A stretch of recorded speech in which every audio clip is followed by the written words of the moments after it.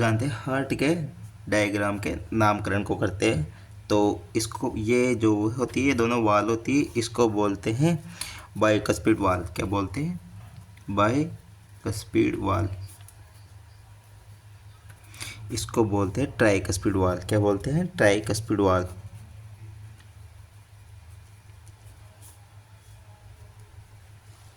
वाह, ये होती है inferior vena cava. Inferior vena cava. Inferior vena cava.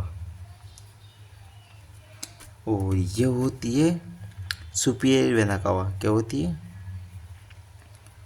Superior vena cava. और ये जो होता है ये होता है अरोटा। क्या होता है ये? अरोटा, जो सबसे बड़ी धमनी होती है, अरोटा। ये होती है pulmonary vein. Sorry pulmonary artery. क्या होती है?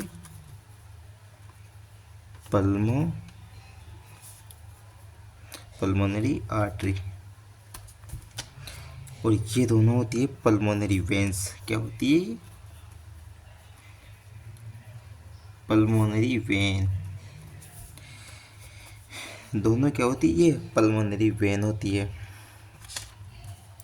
और ये जो अंदर की परत होती है ये कौन सी परत होती है? ये होती है एंडोकार्डियम परत है। क्या होती है? Endocardium layer. Endocardium layer. ये जो बीच की होती है इसे बोलते हैं myocardium layer. Myocardium layer.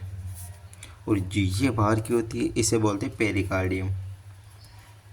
Pericardium layer. तो हार्ट की 3 लेयर हो गई, एंडोकार्डियम, मायोकार्डियम, पेरिकार्डियम। और जो ये होता है ये इस जगह पे ये कौन सा वाल होता है? ये आर्टरिक वाल होता है। कौन सा वाल होता है? Arctic wall. और एक वॉल और होता है इधर की साइड, इसे क्या कहते हैं? इसे बोलते हैं पल्मोनरी वॉल। क्या बोलते हैं? पल्मोनरी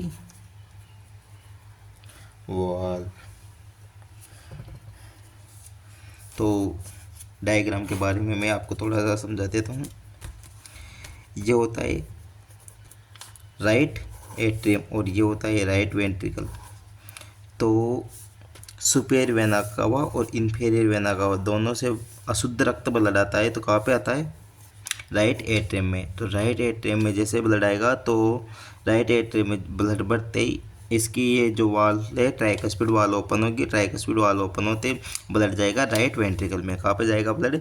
राइट वेंट्रिकल में। अब ब्लड जैसे राइट वेंट्रिकल में ब्लड गया तो राइट वेंट्रिकल में ब्लड जाते ही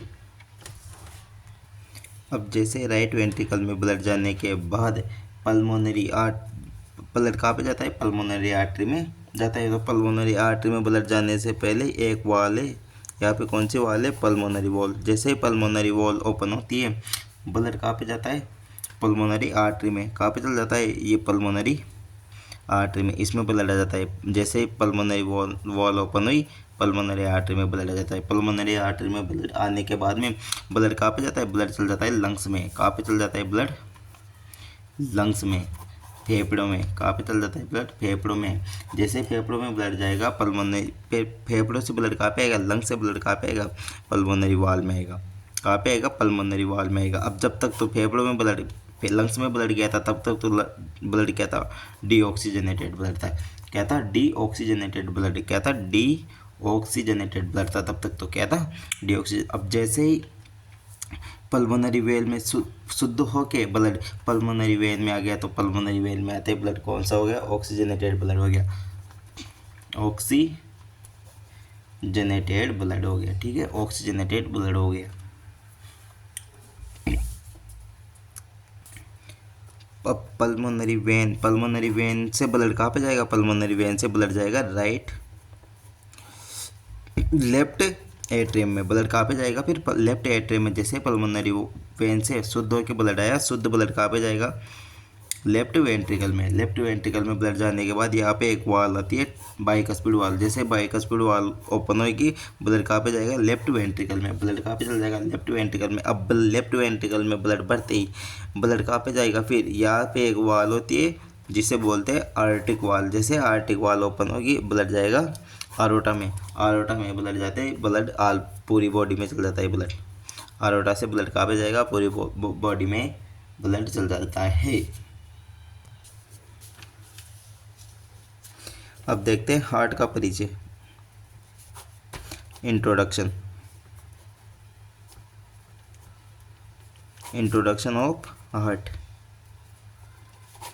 तो हार्ट परिसंचन तंत्र का यानी हार्ट सर्कुलेटरी सिस्टम का एक मुख्य ऑर्गन होता है।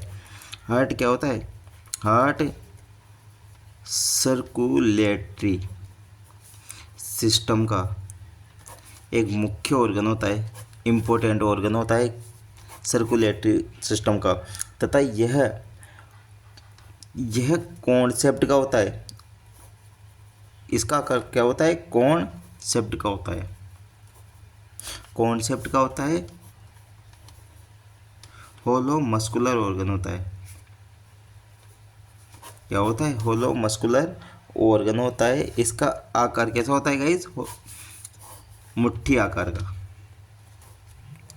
मुट्ठी के जैसा कॉन्सेप्ट होलो मस्कुलर ऑर्गन होता है। अब देखें हार्ट का वजन। जो हार्ट का वजन होता है, हार्ट का वजन मेल में 300 ग्राम का होता है। कितना होता है? 300 ग्राम का। और फीमेल में होता है 250 ग्राम। हार्ट का वजन मेल में 300 ग्राम और फीमेल में 250 ग्राम होता है।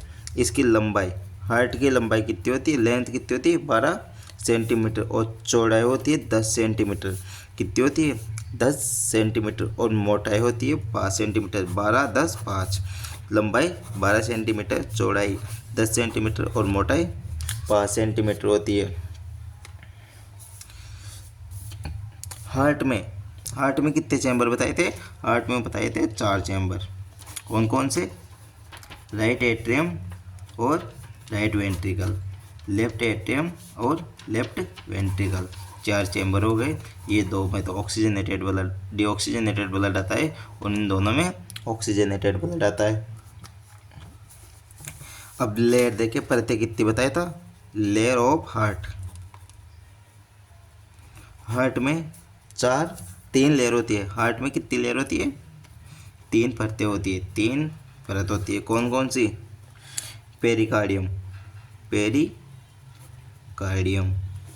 दूसरी होती है मायोकार्डियम और तीसरी होती है एंडोकार्डियम।